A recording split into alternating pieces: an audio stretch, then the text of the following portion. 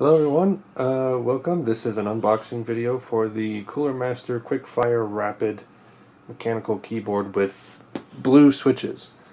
This is I got a keyboard and a mouse, so I'm doing an unboxing video for each, and I'm upgrading from the stupid, dumb Logitech K350. So it's this whole like ergonomic type keyboard, rubber, have rubber domes underneath. But a huge reason I'm upgrading, not only because I wanted mechanical, is that I tried washing this thing out at one point, and I think that the keys get like stuck more now. Like it's just it doesn't hit as well as it used to, at least. So I definitely needed an upgrade. So I decided, you know what, I'm gonna go with the freaking mechanical keyboard, and I decided on this one.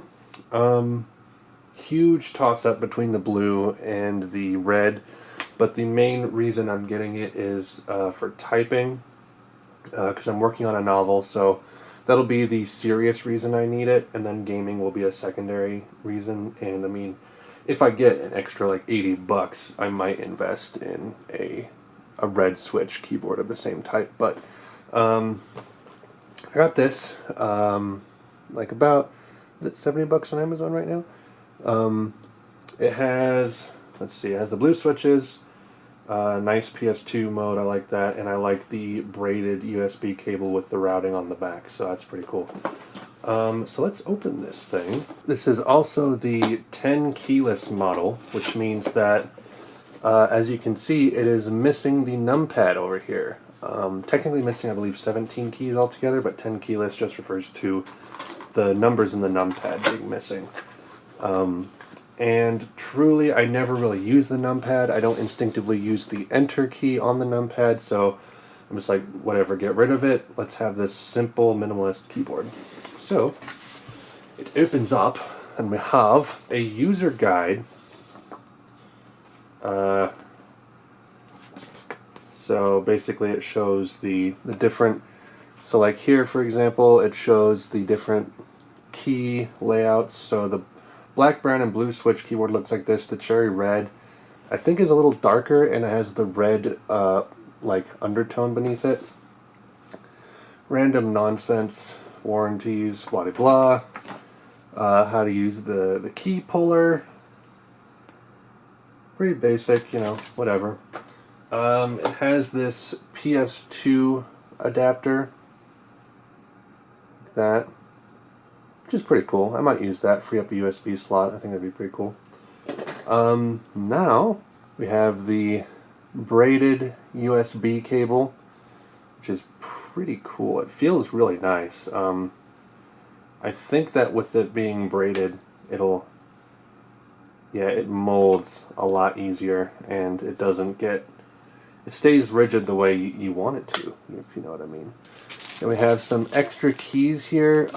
It comes with, I believe, a WASD alternate key cap set. These are pretty cool. So you got a couple extra like Cooler Master specific keys. You can probably replace the Windows or function keys. I got the key puller, and then, you know, like, you got where's the focus at the D, you know, all that kind of stuff. So probably won't use those, but they're kind of cool. Now for the real deal. It's been a long time since I've used a mechanical keyboard casually at home. Let me bring this up close here. So we got the mechanical keyboard here. It weighs about, does it say how much it weighs in the book? It's compared to my other one, this is definitely a heavier keyboard, actually, even though there's less keys. It just feels girthier. Really satisfying. On the back, we got the typical,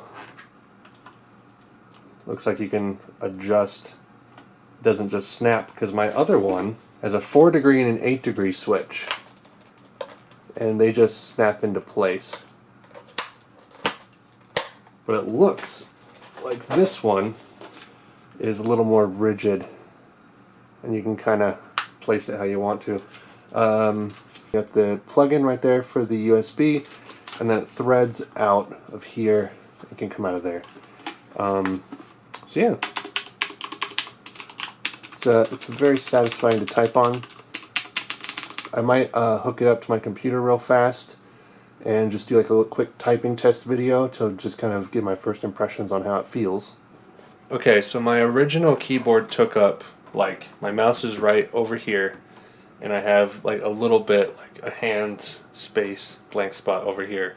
And this is how much space my keyboard took up, my original one.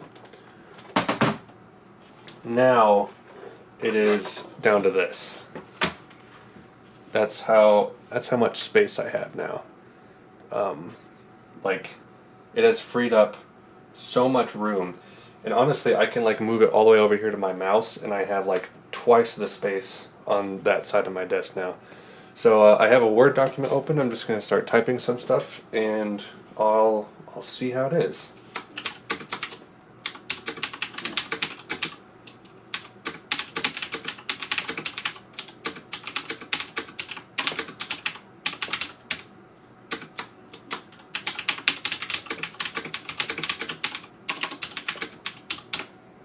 So after writing a few sentences, I can definitely tell that there's going to be some getting used to, because my other keyboard was ergonomic, so it was spaced out a little differently. This is so small in comparison, but it's super fun to type on.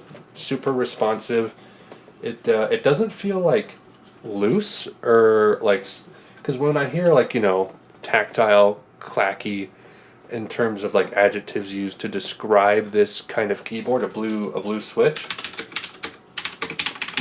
I think, okay, it's probably going to be, you know, a very fragile keyboard. Like the keys will feel loose and everything will feel a little janky.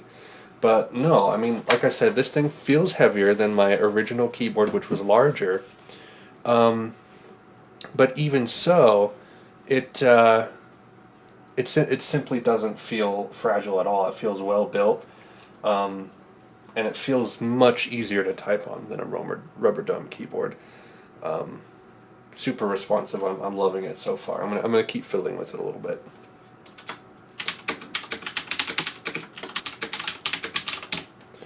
It's much quicker to type. Like I said, my old keyboard was having some problems. Some of the keys were sticky. Not really sticky, but just like didn't seem to be oiled or greased well, or something happened with the rubber. I don't know. They were hard to type on. But this is just like, it's not a strain on your fingers. It feels super relaxing to type on. One thing I will note is that the words on like even with like the letter keys, but very obviously with like shift, when I'm capitalizing, the words feel like embossed, or like they come up off the keyboard, and you can kind of feel it, almost like Braille. But no doubt that'll rub down over time and start to feel fine. So first impressions, I love it so far. What I'm actually going to do is I'm going to try some gameplay. So I'm going to fire up a first-person shooter game and just run it and play, and I'll kind of let you know how it feels. Because some people say that the blue switches aren't great for gaming, and they're mainly used for typing. So I'm like, okay, whatever. That's kind of why I was wondering if I should get a red just for gaming later. But I'm going to test that now. We'll see. Okay, so I have a game of Counter-Strike loaded up here, and I'm just going to play a bit, and we'll see how it feels.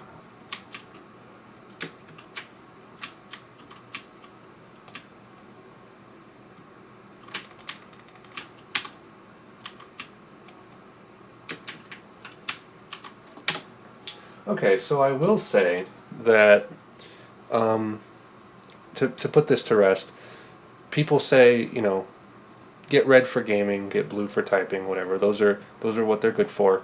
And people say you can use blue just fine for gaming. That is true. However, with gaming, at least WASD, you're tapping these much slower than you would if you were just typing something. So when you're doing that, unlike the A and D, for example, you can definitely feel that tactile click, and it can be a little distracting, in which case a linear keystroke would be much more smooth. However, I don't think it really affects your performance. It's just a preference thing as to what feels comfortable, which, that could affect performance, but that's based on the individual. Personally, I think this is fine. If anything, it's easier than my other keyboard even, which is good. But that's how I feel about it. I love this thing already.